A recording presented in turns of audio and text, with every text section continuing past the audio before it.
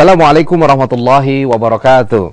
Assalamualaikum warahmatullahi wabarakatuh. Alhamdulillahirrabbilalamin. Puji syukur senantiasa kita panjatkan kehadirat Allah subhanahu wa ta'ala atas segala karunia-Nya kepada kita semua. Salawat dan salam kita sampaikan pula kepada junjungan kita Nabi besar Muhammad sallallahu alaihi wasallam. Pemirsa TVRI di mana saja Anda berada, alhamdulillah kita dipertemukan kembali oleh Allah subhanahu wa ta'ala dalam acara yang sangat kita nanti-nantikan, kajian Kitab Kuning Sahih Bukhari. Dan masih bersama dengan guru kita yang senantiasa berbagi ilmu bersama dengan kita, Dr. Ahmad Fifatullah. Assalamualaikum Kiai. Waalaikumsalam warahmatullahi wabarakatuh. Iya, alhamdulillah kita ketemu lagi Kiai ya. Alhamdulillah. Masya Allah. Dan sekarang kita juga bersama dengan narasumber yang lain ini Kiai. Ya. Saya akan memperkenalkan. Yang pertama adalah Dr. Kiai Haji Ahsin Sakho Muhammad selaku Rektor Institut Ilmu Al-Quran IIKI Jakarta. Assalamualaikum. Waalaikumsalam warahmatullahi wabarakatuh. Ya, senang ketemu lagi Dokter ya. Ahlan wa sahlan. Masya Allah. Ya, mudah-mudahan senantiasa kita bisa sharing, ya, berbagi ilmu. Dan berikutnya adalah Profesor Dr. Hajah Huzaimah T. Yanggo MA. Beliau adalah Direktur Pasca Sarjana Institut Ilmu Al-Quran Jakarta. Assalamualaikum Ibu. Waalaikumsalam warahmatullahi wabarakatuh. Ya, apa kabar, sehat ya Bu? Baik. Nah, Saya ada maksud nih, iya, gimana Pak? Maksudnya ketika kita ngajak anak IIKI, rektor IIKI, direktur pasca IIKI yang notabene ada ilmu Al-Quran, kita untuk menunjukkan bahwa Quran dengan hadis itu tidak boleh dipisah. Harus dua-duanya. Masya Allah. Jadi memang ada maksud tertentu. Ada maksud tertentu.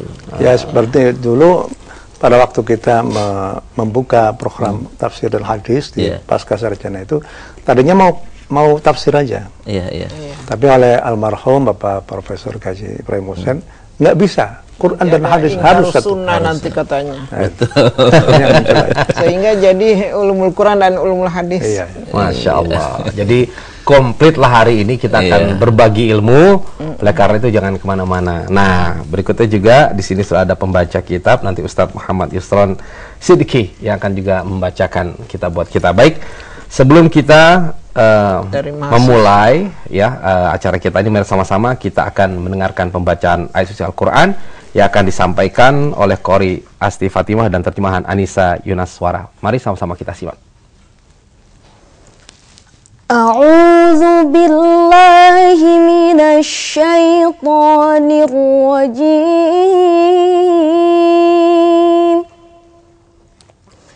Bismillahirrahmanirrahim.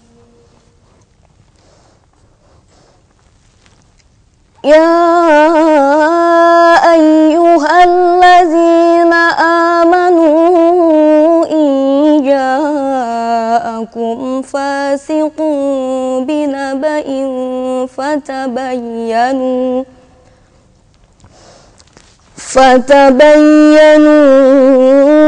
an tusibu qauman bijahalatin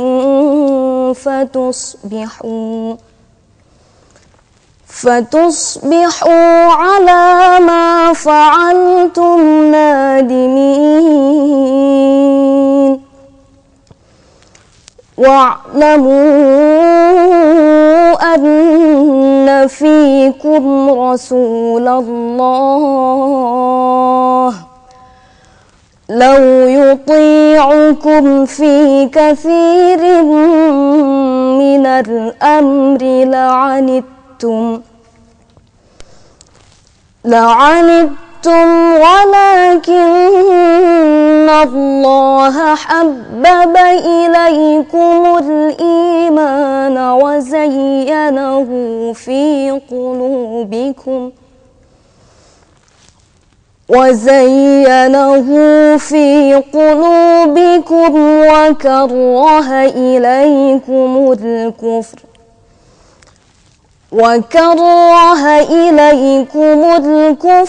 والفسوق والعصيان أولئك هم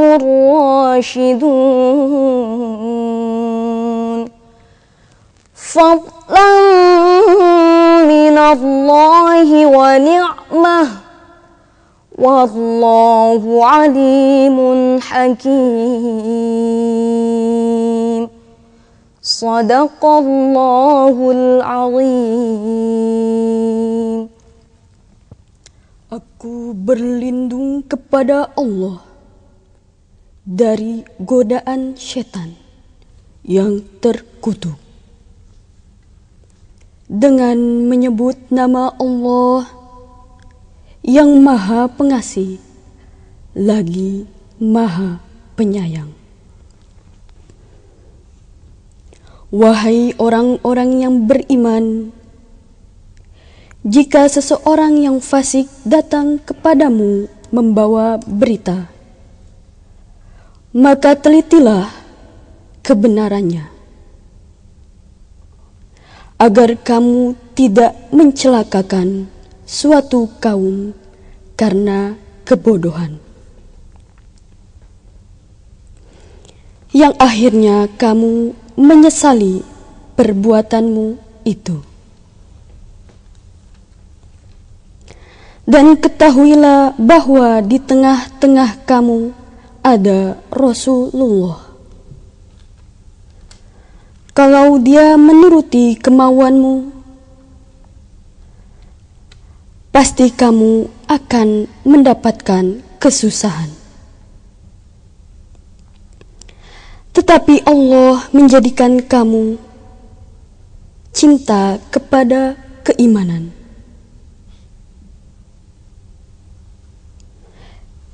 Dan menjadikan iman itu indah di dalam hatimu, serta menjadikan kamu benci kepada kekafiran, kefasikan, dan kedurhakaan. Mereka itulah orang-orang yang mengikuti jalan yang lurus sebagai karunia dan nikmat dari Allah. Dan Allah Maha mengetahui serta Maha bijaksana. Maha benar Allah dengan segala firman-Nya. Assalamualaikum warahmatullahi wabarakatuh. Waalaikumsalam warahmatullahi wabarakatuh. Ya, mudah-mudahan yang membacakan dan kita semua mendapatkan keberkahan dari Allah Subhanahu wa taala. Ya, perlu juga kami sampaikan di sini adalah yang hadir sebagai audiens dari mahasiswa dan mahasiswi Institut Ilmu Al-Quran IKI Jakarta dan juga dari Pasca Sarjana jurusan Ilmu Hadis. Baik, ada dua orang ini bertetangga. Kebetulan dia sudah akrab sekali. Yang satu ini pas orang tuanya, ibunya sedang sakit keras. Nah, kebetulan tetangga satu ini tidak berada di rumah. Dia tahu kalau yang tetangganya itu ibunya sedang sakit dan pada kondisi yang kritis. Tapi alhamdulillah kemudian ibu itu baik, sembuh. Nah, dengan senang hati kemudian sang anak dari ibu menyampaikan kepada tetangga yang baik hati pula, dia bilang begini, "Mbak, dia telepon, ibu sudah mendingan," karena orang Betawi dia bilang. "Tolong beliin buah merah." Kemudian karena saat itu cuaca kurang baik Ustadz, akhirnya terputus.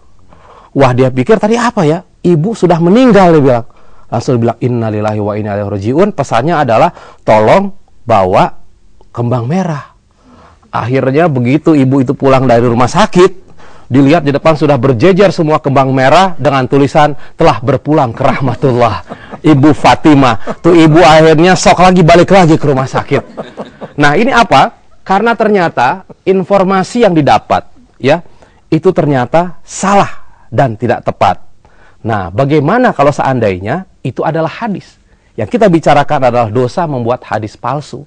Ini saja baru informasi yang seperti itu bisa membuat orang yang tadi sembuh balik lagi ke rumah sakit. Nah, dari sakit lagi, Ibu. Nah, kayaknya hari ini kita akan bicara soal itu ya, dokter ya. Dosa membuat hadis palsu. Dosa membuat hadis palsu. Baik, jangan kemana-mana karena kita akan kembali setelah pesan-pesan yang berikut ini tetap dalam kajian Kitab Kuning Sahih Bukhari.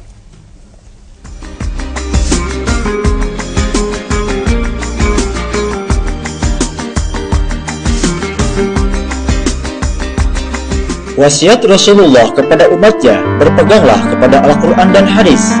Ayo bergabung dengan Gerakan Menghidupkan Sunnah, usaha melanjutkan kajian hadis dan penyebaran hadis Rasulullah, wakaf hadis untuk pesantren dan madrasah, digitalisasi kajian hadis dan kitab-kitab hadis, kajian mingguan hadis dan ilmu hadis, pengembangan pusat kajian hadis, dan pembangunan pesantren hadis untuk keluarga. Dengan 50.000 per bulan, insya Allah infak yang Anda berikan akan menjadi amal jariah yang tidak terputus.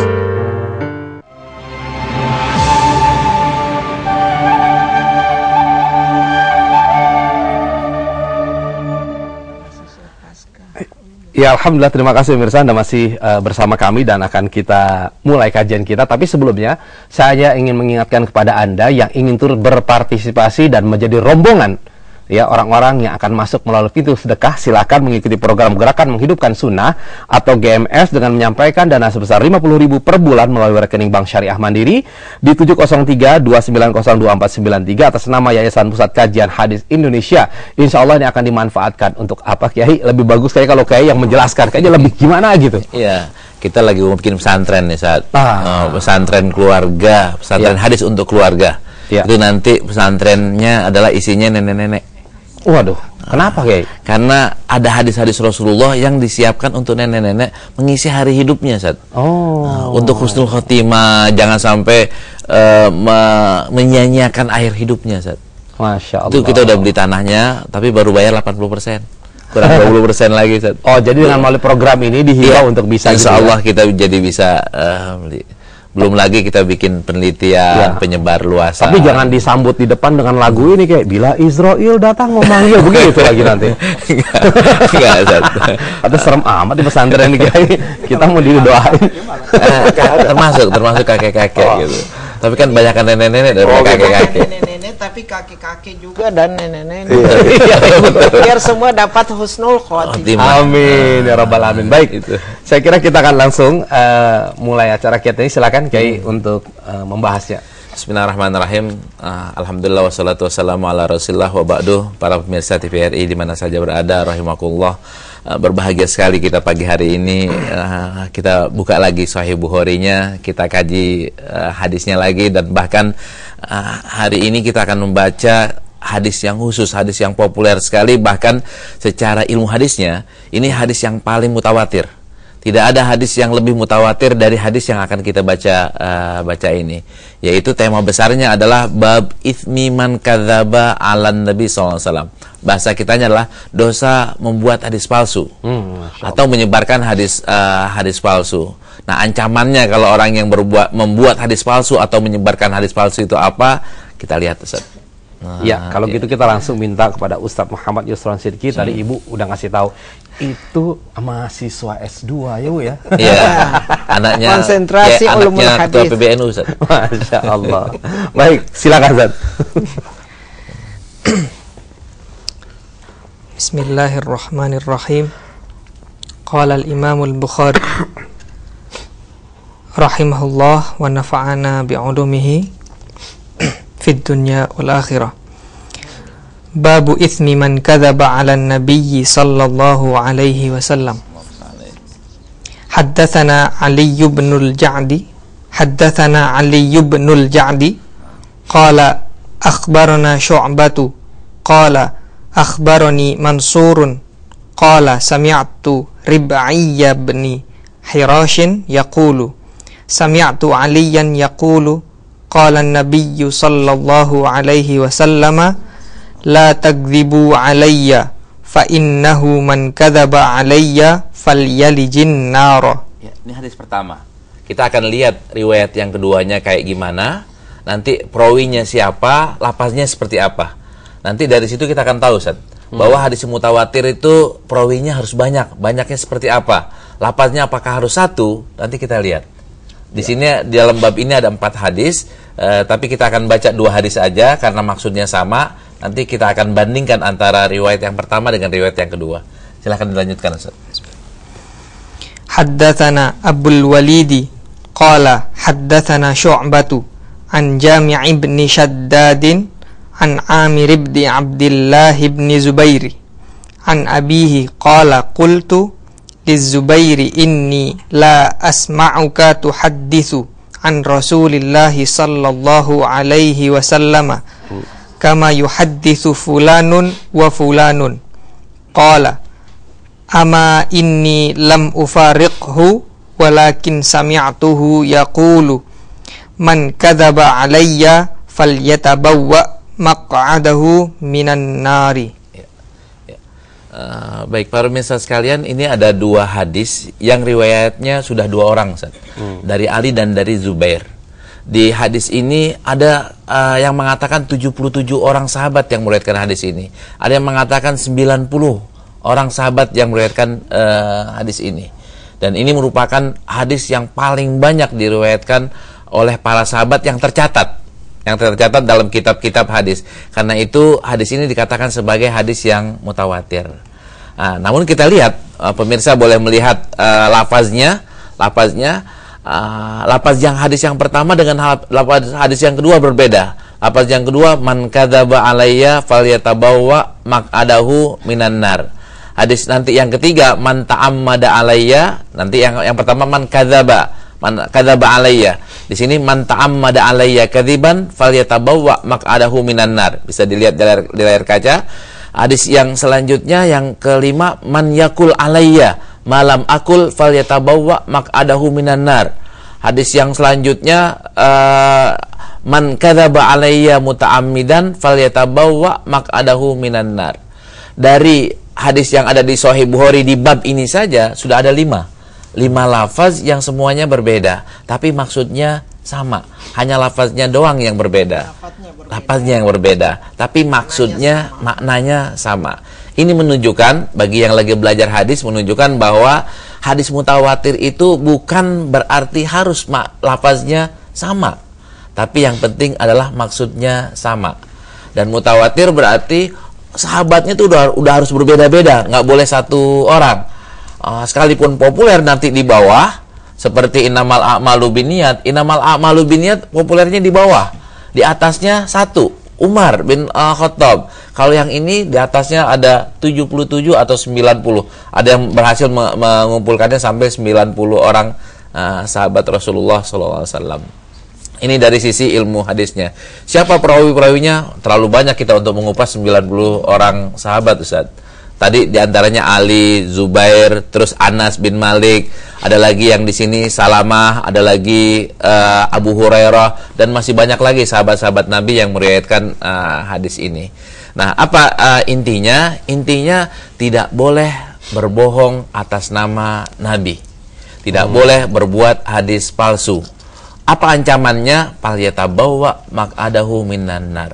Dalam riwayat yang lainnya, fal yajlis fi jahannam. Ada yang fal yadkhulin nar. Semuanya kan maksudnya sama tuh. Ya. Artinya semuanya masuk ke neraka. Artinya adalah orang yang bikin hadis palsu masuk neraka. Nah, bagaimana kalau nggak bikin, cuman menyampaikan? Dalam riwayat Imam Muslim, al-kadzibu alayya la kakadzbi ala ahdikum. Berbohong atas namaku atau bikin hadis palsu itu tidak sama dengan berbohong atas nama orang lain. Nah, orang yang berbohong, maka orang yang menyampaikan hadis yang palsu itu salah satu di antara dua orang yang pembohong. Yang pertama yang membuat, yang kedua yang menyampaikan. Apa dosanya? Dosanya adalah falyatabawwa maq'adahu minan nar. Nah, kita bisa diskusikan kepada kiai dan kepada profesor bahwa di Indonesia sayangnya adalah banyak sekali hadis palsu. Nah, tinggal gimana cara mengatasinya nih. Iya, baik. Barangkali Ibu mau bicara dulu, silakan Ibu menanggapi apa dari Dr. Lutfi. Kalau di Indonesia sering terjadi, banyak yang ceramah bilang Nabi mengatakan demikian, padahal bukan termasuk hadis. Ada juga yang begitu, mestinya dia teliti dulu baru sampaikan bahwa itu hadis. Sering disampaikan padahal itu hanya kata dari hukama. Iya. Nah, padahal bukan hadis. Itu perlu juga diteliti. Oleh sebab itu tidak sembarangan menyampaikan hadis, harus teliti dulu. Walaupun yang disampaikan itu nadanya kebaikan gitu ya. Iya, kebaikan. Ya kan tadi dibilang mengada-ada, membuat hadis palsu. Nanti kita dianggap membuat hadis palsu. Ya, kalau berbohong kan hukumnya dosa, sudah pasti kan berdosa, apalagi berbohong terhadap hadis Nabi tadi. Iya. Baik. Silakan Dr. Hasib, ada yang Ya, mau baik. ditambahkan? Jadi seperti tadi dikemukakan oleh Pak Dr. Lutfi maupun Bu Khuzaimah bahwa ini masalahnya berbohong. Berbohong itu sesuatu perilaku yang tidak terpuji. Berbohong dalam hal apapun itu sesuatu yang tidak terpuji. Makanya Nabi pernah berkata, "Alaikum bisidqi fa inna sidqa yahdi ilal birr wa innal birra yahdi ilal jannah wa ma zala ar-rajul yasduq hatta yuktaba 'inda wa yataharra as-sidqa hatta yuktaba 'inda Allah siddiqa." Begitu juga, hendaklah kamu itu menjauhi kebohongan. Karena kebohongan itu akan menuntut seseorang ke neraka. Jadi jangan sampai seorang itu berbohong kecil-kecilan dulu, Mas Agun. Kalau orang sudah biasa berbohong kecil-kecilan, itu nanti berani untuk berbohong hal-hal yang besar. Kalau itu hanya berbohong sesuatu yang kecil saja, itu sudah nggak bisa, nggak boleh, apalagi berbohong kepada di atas nama Nabi. Kalau sudah mengatasnamakan Nabi, berarti mengatasnamakan agama.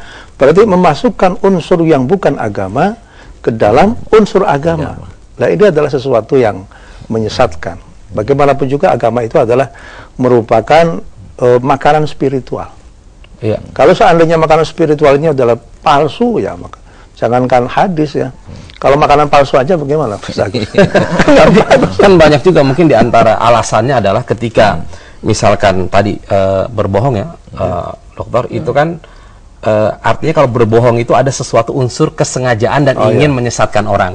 Nah, tetapi ini mungkin ada di antara sahabat-sahabat atau para dai yang menyampaikan itu karena dianggap, oh ini kan yang penting isinya adalah kebaikan gitu. Dengan dalil agak ngeles begitu, walaupun dia tidak tahu persis gitu ya. Nah, apakah itu juga masuk kategori dalam berbohong gitu? Iya, jelas. Jadi ada satu riwayat begini ya. Ada orang membuat hadis-hadis tentang keutamaan Al-Quran. Ya. Jadi hadis tentang keutamaan Al-Quran itu kan banyak. Banyak di antara hadis-hadis itu juga hadis-hadis yang palsu, hadis-hadis maudhu'. Akhirnya ada orang yang menelusuri, meneliti dari mana nih hadis ini muncul. Dicari sampai akhirnya di salah satu tempat, di satu negeri, ketemu sama seorang syekh. Apakah tuan syekh itu yang membuat hadis ini? Iya, betul.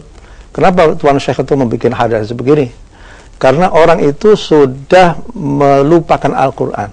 Maka saya sengaja untuk membuat hadis ini agar supaya orang itu cinta kepada Al-Quran. Nah, ini walaupun niatnya bagus, niatnya tulus, kan tapi kalau memasukkan sesuatu yang bukan agama ke dalam agama, itu juga begitu. Kemudian ada yang mengatakan mangkadzaba alayya, Ustaz Lutfi ya. Itu katanya alayya. Kalau untuk menguntungkan Nabi kata mangkadzabali, ya, menguntungkan untuk Nabi. Itu saja nggak bisa. Karena bagaimanapun juga sesuatu yang bukan hadis selamanya tidak akan bisa. Sesuatu yang bukan agama selamanya juga tidak akan bisa menjadi agama. Apalagi kalau seandainya hadis-hadis itu berkaitan dengan jaminan masuk surga, jaminan mendapatkan pahala begini. Yang punya jaminan itu adalah Allah Subhanahu wa taala.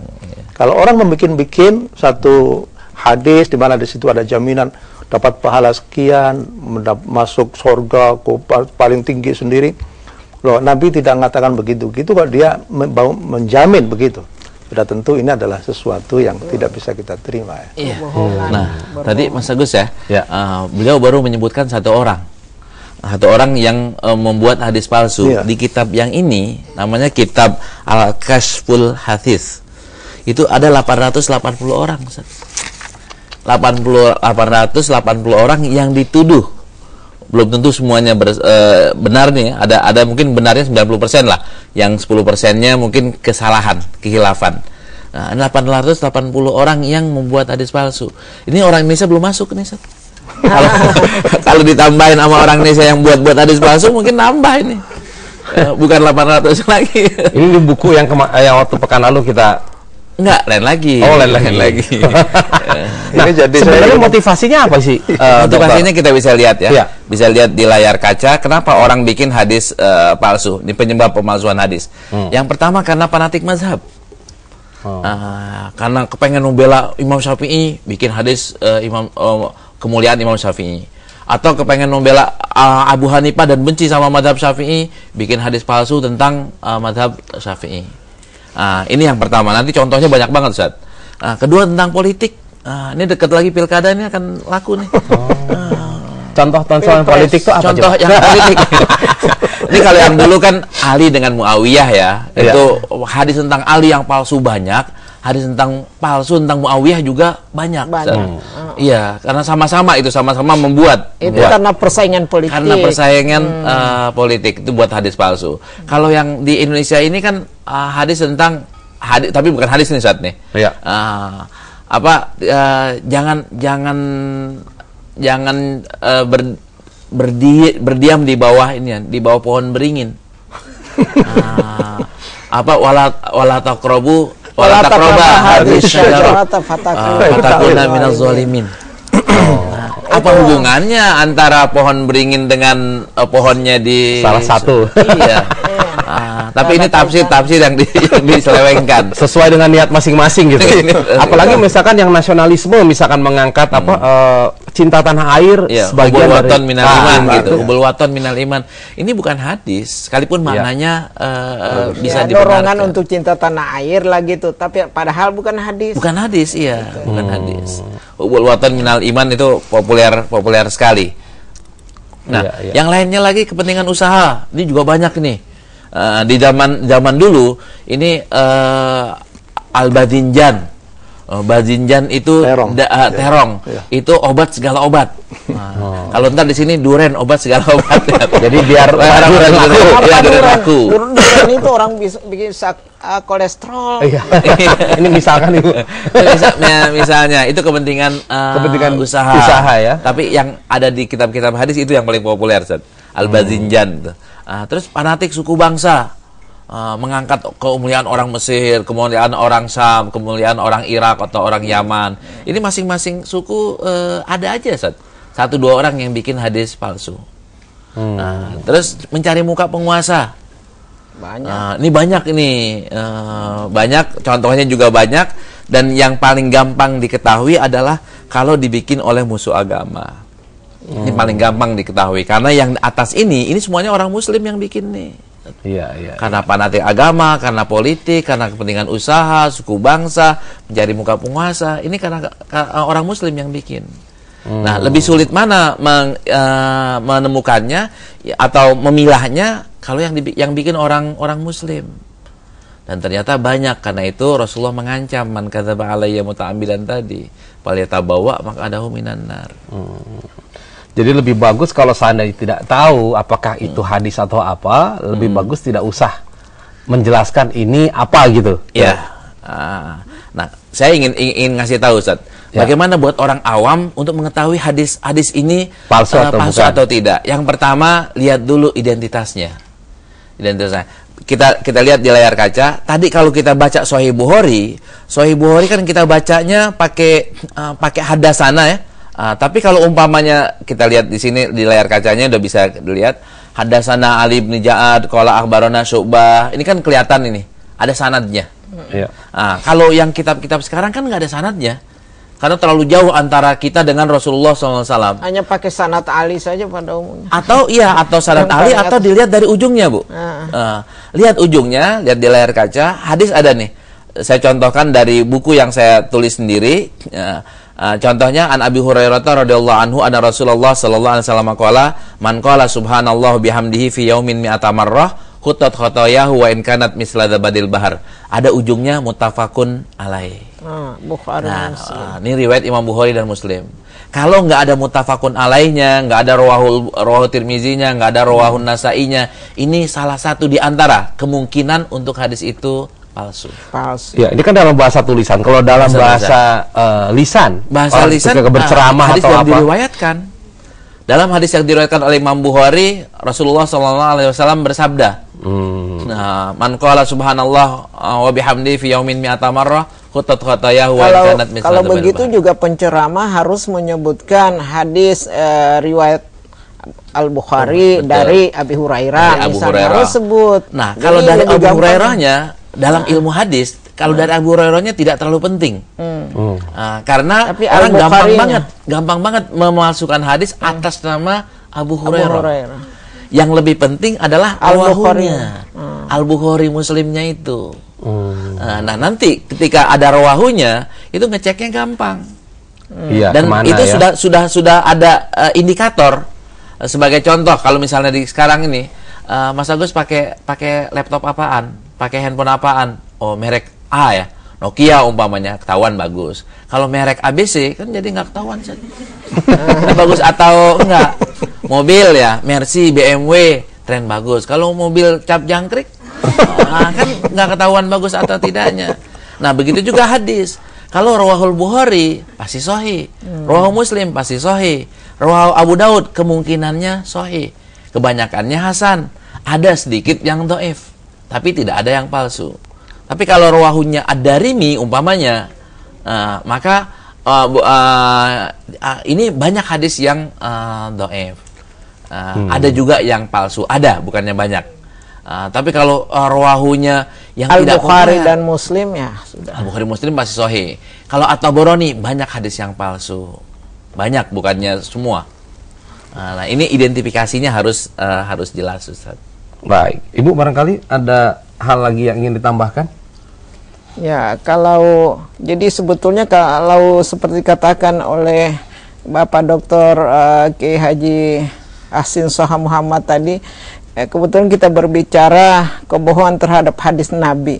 Sebetulnya bukan hanya hadis juga untuk bohong, sehari-hari juga jangan berbohong. Ini jadi pelajaran bagi kita juga. Orang berbohong itu kan termasuk orang munafik. Innal munafiqina fid darkil asfali minan nar. Betul. Nah, kan disebutkan juga ayatul munafik salasa, ada tiga, antara lain idza hadasa kazaba, dia berbohong kalau berbicara. Itu kan termasuk tempatnya orang munafik di mana? Fid darkil asfali minan nar. Itu. Iya. Nah, jadi pelajaran juga. Jadi apakah itu hadis Nabi atau yang sehari-hari juga tidak boleh berbohong kan? Betul. Ya, tapi ini kalau seperti sekarang juga banyak orang berdagang misalnya berbohong, bahkan mau bersumpah-sumpah, dia mengatakan wallahi wabillahi wa tallahi, barang ini ditanggung tidak luntur. Padahal setelah dicuci menjadi luntur tidak ditanggung. Itu sering juga berbohong itu supaya laku tadi. Dari kanan ke kiri.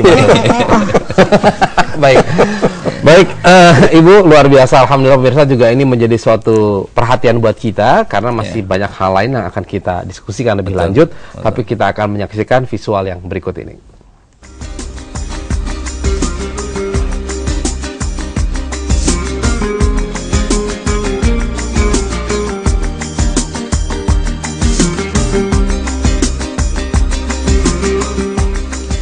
Tidak semua hal yang kita ketahui atau ilmu pengetahuan yang kita miliki membuat kita merasa yakin atas suatu kebenaran mutlak.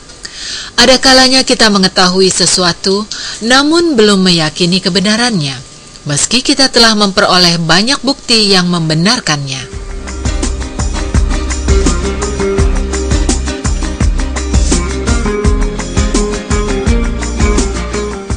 Di dalam Al-Quran, terdapat beberapa ayat yang mengandung perintah untuk bertanya. Setiap ayat-ayat itu memiliki maksud dan tujuan tertentu, seperti firman Allah, "Jika kamu, Muhammad, berada dalam keraguan-raguan tentang apa yang kami turunkan kepadamu, maka tanyakanlah kepada orang-orang yang membaca kitab sebelum kamu. Sesungguhnya telah datang kebenaran kepadamu dari Tuhanmu. Sebab itu, janganlah sekali-sekali kamu termasuk orang-orang yang ragu." Surat Yunus ayat 94.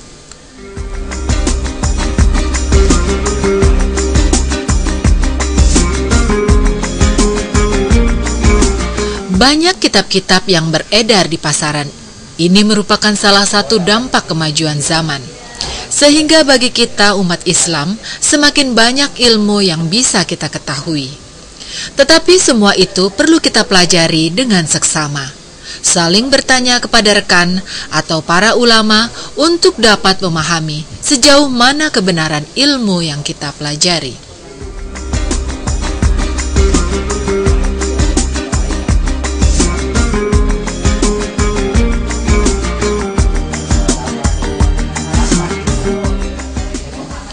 Bertanya adalah kunci untuk mengetahui sesuatu kebenaran. Dalam proses tanya jawab, ada objek dan ada subjek yang ditanya. Setiap orang memiliki perbedaan dalam pengetahuan sesuai dengan disiplin ilmu yang mereka dalami. Proses ini mengantarkan seseorang pada pemahaman yang lebih dalam.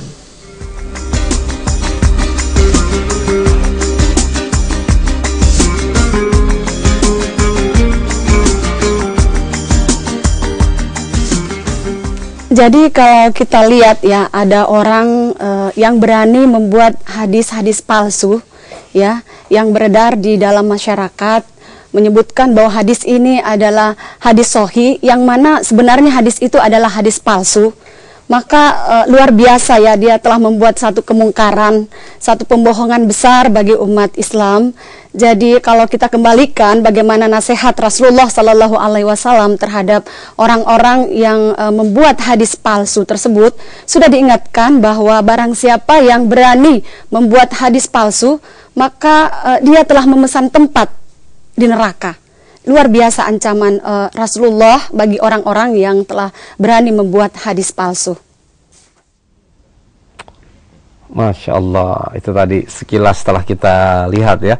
Nah, kita pengen tahu lagi nih, Kiai, untuk melihat ciri-ciri yang lain dari hadis palsu itu seperti apa gitu. Iya, secara ilmu hadis ada ulama menyebutkan beberapa cirinya ya. Kita bisa lihat di layar kaca. Yang pertama, pahala yang besar untuk amalan yang kecil atau sederhana. Ini yang pertama. Amalannya kecil tapi pahalanya besar. Terus pahala yang terperinci dan secara berlebihan. Contoh yang paling populer adalah pahala sholat tarawih setiap malam itu. Yang dirinci malam pertama, malam kedua, malam ketiga sampai malam 30. Itu palsu, Ustaz. Antum silahkan cari di mana aja kitab hadis yang ada sanadnya, nggak bakal ketemu. Dan itu palsu, dan ini sangat populer di tanah air kita. Ini sangat kita sayangkan, Ustaz. Terus yang ketiga, bertentangan dengan Al-Quran. Nggak boleh hadis bertentangan dengan Al-Quran. Yang keempat, bertentangan dengan sejarah yang sudah dipastikan. Yang kelima, bertentangan dengan akal atau logika umum. Dan yang keenam, bahasa dan tata bahasanya jelek, tidak seperti bahasa Nabi Shallallahu Alaihi Wasallam. Ini ciri-ciri hadis palsu. Iya. Tapi barangkali kalau untuk hal itu tetap saja yang bisa memahami adalah orang-orang memang yang berpikir untuk itu kan. Kalau barangkali masyarakat luas, apalagi ketika mendengarkan ustadz berceramah kan ya apa kata ustadz itu adalah suatu kebenaran biasanya. Dan masyarakat banyak digoyang ya, diasyikkan dengan pahala yang terlalu besar, Ustaz. Kalau nggak besar kayaknya nggak menarik katanya. Karena itu dibesarkan dan dibesarkannya pakai hadis palsu. Nah, ini yang jadi problem, dan masyarakat enak aja dibohongin gitu, karena dijanjikan dengan janji-janji palsu. Yang paling menarik kan janji palsu, Ustaz. Alamat palsu aja menarik, apalagi ini kan kebohongan. Kalau yang ini kan beneran, yang kita belajar nih Sahih Bukhari beneran, Ustaz. Iya. Nah, terus kalau seandainya kita ingin menyampaikan sesuatu gitu, kita tidak tahu ini hadisnya palsu atau enggak, apakah ini apa, itu sebaiknya gimana? Buka laptop dulu, Ustaz. Buka laptop dulu, cek dulu inter hadisnya ada gak di Sahih Bukhari. Paling gampang kan buka Sahih Bukhari dulu, buka kitab-kitab yang muktamad dulu. Tapi atau kalau orang awam bagaimana buka laptop dia? Ini saya punya solusi yang bagus, Prof. Kalau bagi penceramah supaya tidak menyebarkan hadis palsu, bukunya pakai buku yang muktamad aja. Pakai buku-buku yang bisa dipertanggungjawabkan. Contoh yang paling populer, pakai Riyadhus Shalihin. Jangan pakai Durratun Nasihin. Banyak hadis doa. Banyak hadis yang palsu situ. Kan enak tuh. Tapi kan orang pada protes. Di Durratun Nasihin pahalanya besar-besar, Ustaz. Jadi masyarakat audiennya tertarik. Di Riyadhus Shalihin pahalanya kecil-kecil. Nah, jadi nggak tertarik. Ini kan saya bilang ini salah para pendai menyampaikannya. Pahala umpamanya pahala untuk tadi sholat tarawih ya. Kalau hadis palsunya kan panjang banget itu, tiap malam. Hadis yang sahihnya apa? Man qama ramadhana imanan wahtisaban ghufira lahu ma taqaddama min dzambi. Hadis riwayat Imam Bukhari dan Imam Muslim. Pahalanya apa? Pahalanya diampuni dosa-dosanya yang lalu. Kurang gede apa lagi kalau diampuni dosa itu masih dibilang kurang gede? Jadi kan bukan karena gedenya pahalanya, tetapi kan yang isinya tuh, iya, nilainya tadi, Prof. Nah, ini kalau saya boleh kiaskan ya dengan bahasa gaul. Nah, Mas Agus, saya pengen nyumbang buat Mas Agus nih. Nyumbang 1 miliar. Buat Mas Agus bangun rumah baru dah. Tapi kalau Pak Kiai Hasin mau nyumbang cuma 1 juta. Pak Agus mau milih yang mana? 1 miliar dong. 1 miliar. Kalau 1 miliarnya duitnya Doraemon? 1 jutanya beneran, pilih yang mana? Uang palsu. Iya. Yang disampaikan dengan hadis palsu adalah palsu. Nanti ketika di padang mahsyar nuntut hadis palsu. Rasulullah kan Allah akan bilang, kamu dari mana? Dari hadis. Tak panggil Nabi Muhammad. Nabi Muhammad ketika ditanya, kamu bilang seperti ini. Nabi Muhammad bilang, saya nggak pernah ngomong kayak gitu. Kamu dengarnya dari siapa? Dari Kiai Fulan. Ya minta sono sama Kiai Fulan. Atau dari kitab Fulan, minta dari kitab si Fulan. Jadi semuanya dipertanggungjawabkan di hari kemudian. Semuanya dipertanggungjawabkan. Ya. Nah, Dokter, mungkin kalau kita lihat ya, hikmahnya ternyata kita ini sebagai umat Islam diminta untuk kritis berarti ya, melihat sesuatu itu. Iya, saya kira Quran maupun hadis juga menghimbau kepada kita sekalian untuk bersifat kritis. Jadi seorang mukmin itu hendaklah orang yang selalu kritis menghadapi segala sesuatu. Al-kayyisu. Kayyisu itu orang yang berakal. La yuldagul mu'minu min juhrin marratain, jangan sampai orang itu jatuh ke lubang yang sama 2 kali. Itu maksudnya itu supaya kritis. Wala taqfu ma laysa laka bihi ilm. Jangan kamu ngomong berfatwa sesuatu yang kamu tidak mengetahui. Ini juga sesuatu yang mengharuskan kita itu kritis. Nah, dalam hal ini kita melanjutkan apa yang disambut Pak Dr. Lutfi, hendaklah para penceramah, para mubalighat, hendaklah sebelumnya berceramah itu memilah dulu mana hadis-hadis yang sahih. Itu masih banyak sekali. Banyak, betul. Daripada ini masalahnya kadangkala karena persoalan sejarah. Dahulu pada waktu ngaji, itu ngajinya itu ngaji Duratun Nasihin, ngaji apa begitu, di mana di situ ada hadis-hadis yang memang menarik itu. Menarik untuk diceritakan kepada orang lain.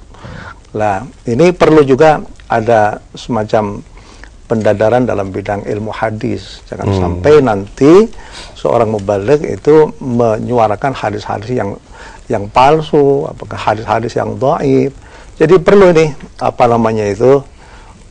kegiatan yang dilaksanakan oleh Dr. Lutfi itu dimasyarakatkan, baik di Jawa, di Sumatera, sehingga dengan demikian akan tersaringlah hadis-hadis yang sahih, sehingga tidak menyebar di masyarakat hadis-hadis yang palsu, karena itu membahayakan kepada umat. Kemudian lagi, kalau seandainya seorang ingin mengatakan satu hadis, dia tahu bahwa ini sahih, tapi dia tidak begitu hafal teks hadisnya itu, maka bisa dimulai dari ruwaya, diriwayatkan dari Nabi, kemudian di akhir dia mengatakan au kama qala Rasul alaihi salatu wassalam, atau sebagaimana apa yang dikatakan oleh Nabi itu sendiri, supaya jangan sampai dia mengatakan teks hadis salah. Ya, jadi itu para ulama hadis masa lalu itu agar supaya orang itu hati-hati di dalam meriwayatkan hadis. Pertama, ruwiya anin Nabi. Kalau seandainya dia hafal, ya an Abi Hurairah qala Rasulullah SAW, kemudian dia melanjutkan teksnya, kemudian setelahnya itu dia katakan au kama qala Rasul alaihi salatu wassalam. Saya ingin menambahkan lagi sedikit bahwa di balik bencana itu memang membawa hikmah. Adanya hadis-hadis palsu dalam sejarah umat Islam, itulah yang membuat munculnya satu ilmu yang namanya ilmu mustalah al-hadis. Karena pada masa itu sudah mulai orang itu memalsu hadis. Kemudian setelahnya itu bercampurlah antara hadis yang sahih dan hadis yang tidak sahih.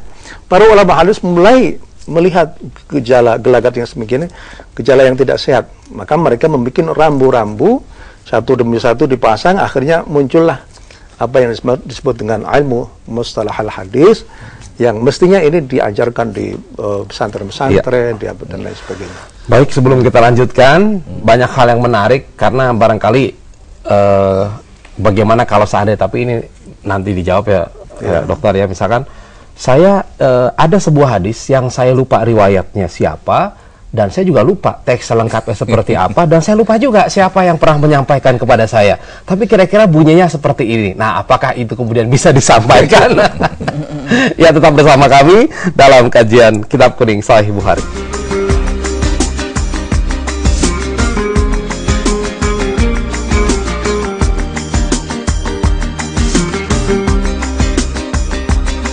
Wasiat Rasulullah kepada umatnya, berpeganglah kepada Al-Quran dan hadis. Ayo bergabung dengan Gerakan Menghidupkan Sunnah, usaha melanjutkan kajian hadis dan penyebaran hadis Rasulullah, wakaf hadis untuk pesantren dan madrasah, digitalisasi kajian hadis dan kitab-kitab hadis, kajian mingguan hadis dan ilmu hadis, pengembangan pusat kajian hadis, dan pembangunan pesantren hadis untuk keluarga. Dengan 50.000 per bulan, insya Allah infak yang Anda berikan akan menjadi amal jariah yang tidak terputus.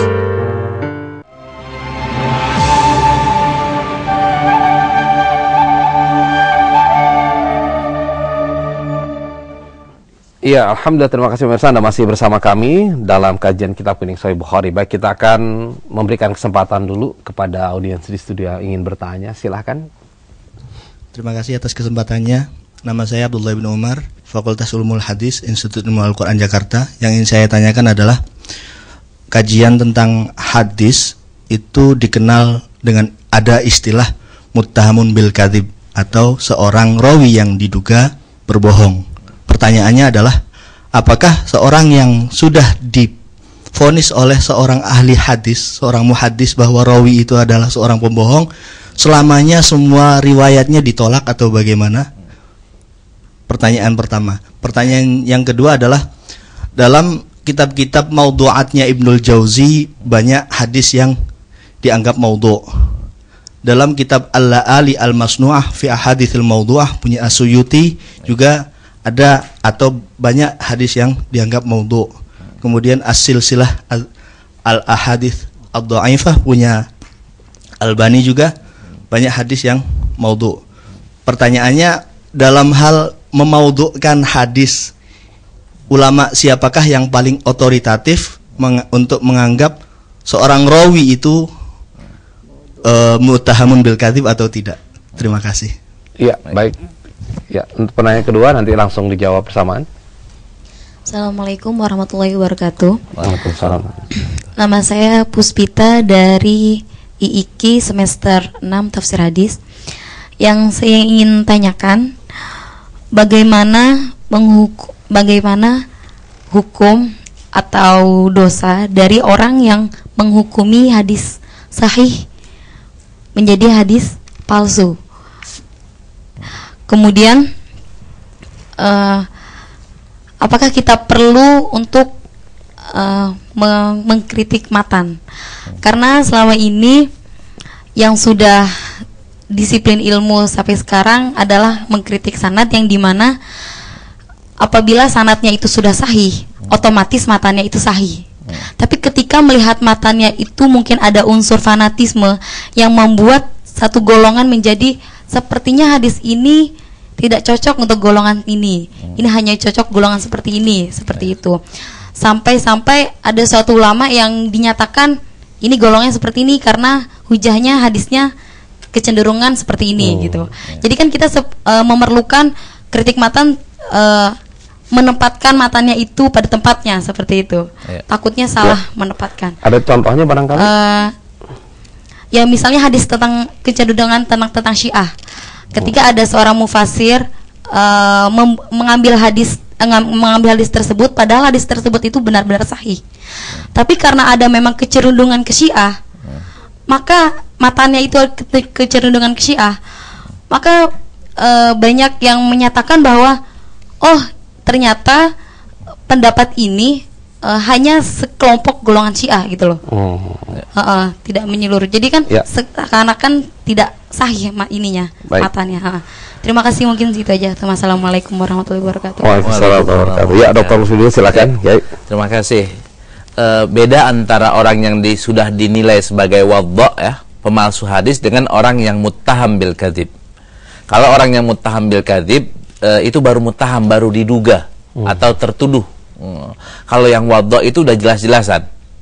Kalau orang yang muttaham bil kadzib, kalau ada yang mengatakan dia tidak kadzib, atau dia bahkan boleh bilang syekh aja, atau kabur sinnu, nggak bohong akan tapi usianya udah tua sehingga banyak salahnya, maka tidak semua hadisnya ditolak kalau yang mutaham. Tapi kalau yang wadha semua hadisnya ditolak. Cuma kan ulama mengkritik lagi nih, apakah semua hadis yang diriwayatkan oleh pembohong itu hadisnya palsu? Kan tidak sebenarnya. Kalau seorang pembohong ini meriwayatkan 100 hadis, apakah 100 hadisnya hadis palsu? Kan enggak, boleh jadi ada satu hadis yang sahih atau 2 hadis yang sahih. Ulama mayoritas menjawab, kalau yang sahih ini ada lagi orang yang meriwayatkan. Bukan dia doang sendirian, ada orang yang meriwayatkan.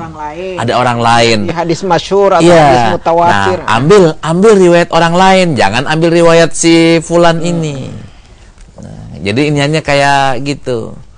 Nah, bagaimana soal Ibn Jauzi mau maudhu'kan, tahu-tahu dikritik oleh orang lain lagi, oleh Asyuti umpamanya, nanti dikritik lagi orang lain. Mana yang kita boleh ambil soal ini? Yang diambil adalah qaul mutaakhirin afdal min qaul mutaqaddimin.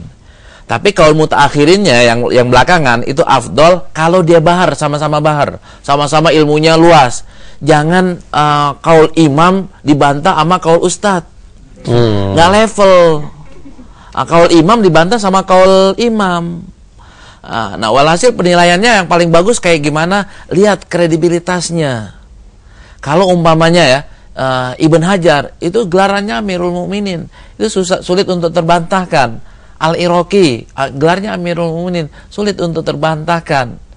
Dan kalau Ibn Hajar yang menilai jarang salahnya, sekalipun pasti sebagai manusia ada salahnya. Tapi kalau orang yang masih kelas biasa-biasa aja, kelas ustadz, ya kelas ya itu nggak level gitu, belum level, mungkin banyak salahnya. Saya umpamanya saya meneliti hadis Duratun Nasihin. Saya temukan 33% hadisnya palsu.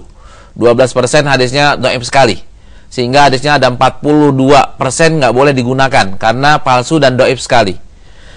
Nah, saya ketika menilai, itu saya bukan nilai saya mensandarkan kepada para a'immah. Bukan penilaian pribadi saya, karena saya belum level. Waduh. Itu ini Ustaz.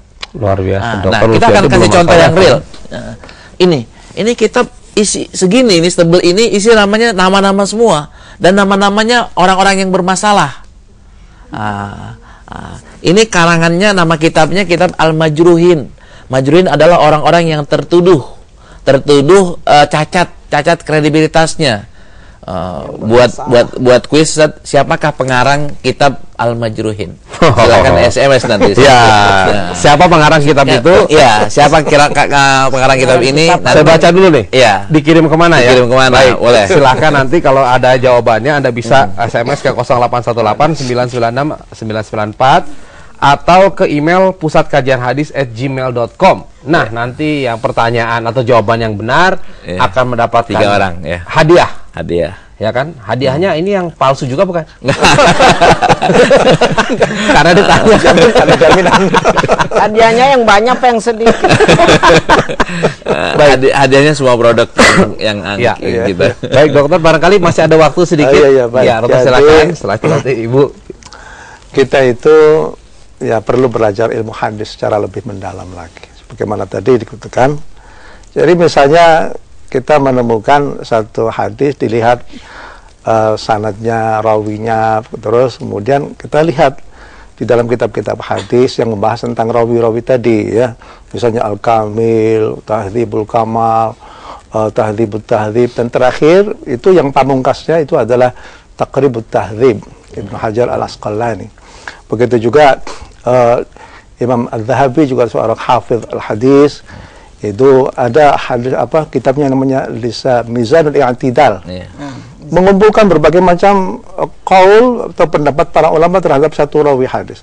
Kemudian pamungkasnya itu kita baca di dalam Lisanul Mizan. Jadi harus kembali kepada kitab-kitab yang mu'tabad, kitab-kitab yang mu'tabar, agar supaya kita itu di dalam meneliti satu hadis itu betul-betul mempunyai kredibilitas. Dan setelahnya banyaknya produk-produk yang berkaitan dengan hadis melalui ini, saya kira mestinya itu kita lebih pandai dari orang-orang masa lalu itu.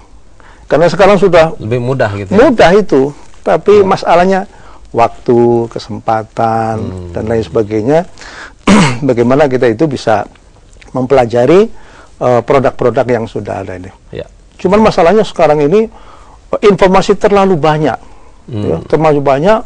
Waktu untuk yang kita sediakan untuk itu sangat sedikit. Makanya yang paling bagus adalah bagaimana kita itu bisa berkorban waktu untuk mempelajari hadis-hadis yang semacam ini. Iya. Baik, Ibu barangkali terakhir ada yang ingin sampaikan? Ya.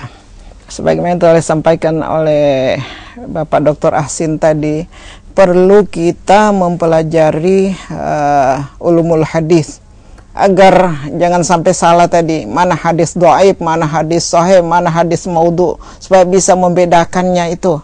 Dan tadi sudah banyak disampaikan oleh Ustadz Lutfi.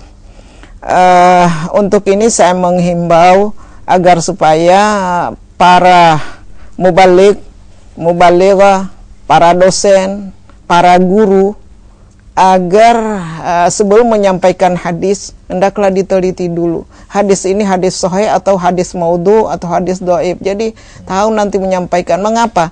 Karena nanti audien kita itu di majelis ta'lim ataupun mahasiswa atau murid-murid kita, siswa-siswi, setelah mendengar dari kita hadis itu melekat itu sama mereka. Apalagi anak-anak masih kecil itu, anak SD, anak sanawiyah, aliyah, itu melekat langsung dia hafal. Padahal tadi hadis dhaif. Nah, oleh sebab itu ya para guru, para dosen, para mubalighah tadi sebelum menyampaikan hadis kepada mahasiswanya atau kepada jamaahnya hendaklah diteliti dulu hadisnya baru disampaikan. Iya. Saya ingin kasih contoh. Silakan. Yang terakhir tadi katakan.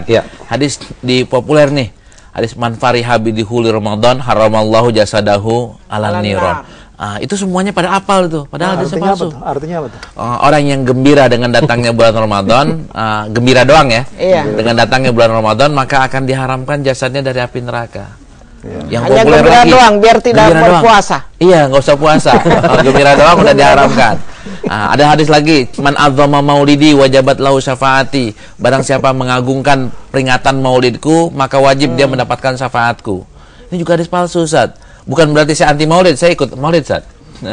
Tapi hadis ini saya akan tetap mengatakan palsu. Masya Allah. Nah, cuman tadi ada pertanyaan yang menarik, yang orang sering mengatakan membentur-benturkan hadis dengan Quran. Kritik ini banyak diangkat oleh teman-teman sekarang, terutama dari kalangan teman-teman liberal. Hadis ini bertentangan dengan Al-Quran. Ada di Sahih Bukhari, walaupun ada di Sahih Bukhari, tapi bertentangan dengan Al-Quran. Karena Al-Qurannya mengatakan seperti ini. Pertanyaan saya, Imam Bukhari hafal Quran enggak? Imam Bukhari paham Quran atau enggak? Imam Bukhari hafal Quran bolak-balik. Yang ngeritik itu hafal juz Al-Baqarah aja kagak. Surat Al-Baqarah aja kagak. Tapi dibilang bertentangan dengan Al-Quran. Bahkan jadi jangan ada yang mau ingkarus sunnah lagi. Apalagi seperti itu. Baik, ini sebenarnya masih banyak yang ingin kita bicarakan dan semakin menarik lagi. Saya yakin juga pemirsa di rumah ini makin tambah penasaran, dan insya Allah penasaran inilah yang akan menyebabkan Anda semakin cinta kepada acara kita dan terus akan mengikuti. Ya, jadi pekan depan kita akan membahas tentang tentang kalau udah belajar tadi menyampaikan jangan pakai yang palsu. Ini kan urutan minggu per minggu ya. Kita disuruh menyampaikan hadis, tapi jangan palsu, Ustaz. Nah, supaya nggak salah ditulis dong hadisnya. Kodifikasi jadinya. Ya, terima kasih. Mohon maaf atas segala kekurangan, dan sekali lagi semoga kita bisa bersama-sama mendapatkan manfaat dan juga mengikuti program dengan menyampaikan Rp50.000 per bulan melalui rekening yang telah Anda ketahui tadi. Insya Allah ini akan bermanfaat buat kita untuk mendukung kegiatan dari pengembangan hadis, ilmu hadis, juga orang-orang yang menghafal hadis. Terima kasih, mohon maaf bila ada hal-hal yang kurang berkenan. Mari sama-sama kita tutup pengajian kita ini. Subhanakallahumma wa bihamdika asyhadu an la ilaha illa anta astaghfiruka wa atubu ilaik. Wabillahi taufiq wal hidayah. Wassalamualaikum warahmatullahi wabarakatuh. Waalaikumsalam. Masya Allah.